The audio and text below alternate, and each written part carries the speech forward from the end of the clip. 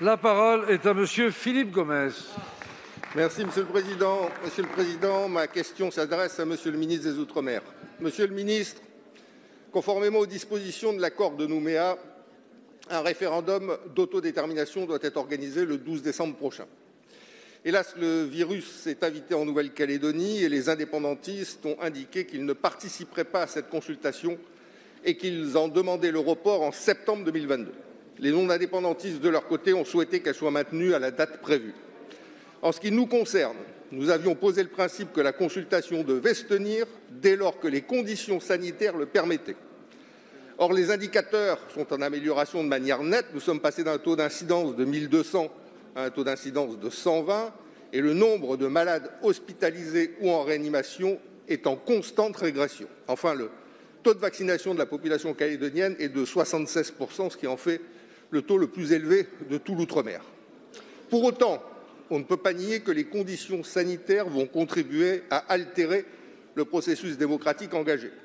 D'une part, du fait du nombre de décès qui a impacté très lourdement notre petite société insulaire et notamment les populations océaniennes qui ont été gravement touchées.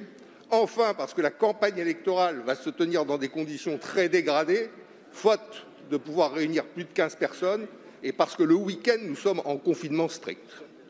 Pour autant, Monsieur le ministre, nous sommes intimement persuadés que si les réticences indépendantistes peuvent se comprendre, il nous faut absolument, le plus rapidement possible, sortir du tunnel référendaire dans lequel nous sommes engagés depuis trop longtemps, avec ses conséquences mortifères au plan économique et au plan de la concorde sociale. Les accords de Matignon et de Nouméa ont fait l'honneur de la France. Nous espérons que nous n'en sortirons pas par la petite porte de l'histoire.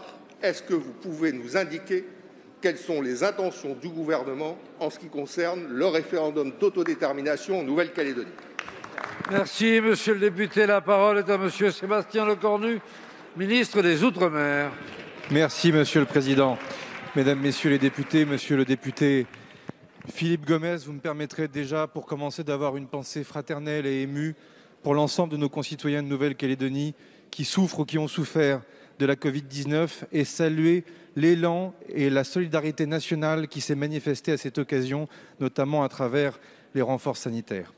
Votre question fixe déjà le cadre, vous l'avez dit, il y a un préalable sanitaire à la tenue du 12 décembre, je l'avais dit, si l'épidémie était hors de contrôle, ce référendum ne pourrait se tenir. On le voit bien, la situation redevient satisfaisante. Nous serons amenés, Monsieur le député, dans les heures ou les jours qui viennent, à venir préciser évidemment cette situation sanitaire désormais sans tarder.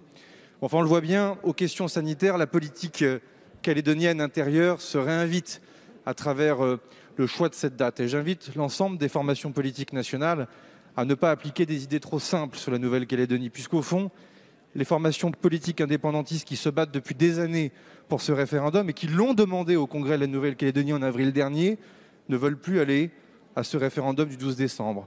Là où les formations politiques qui ne l'ont pas demandé, dont la vôtre, Monsieur le député, souhaitent que ce référendum se tienne le 12 décembre. Ça dit quelque chose de la complexité du dossier dans lequel nous sommes.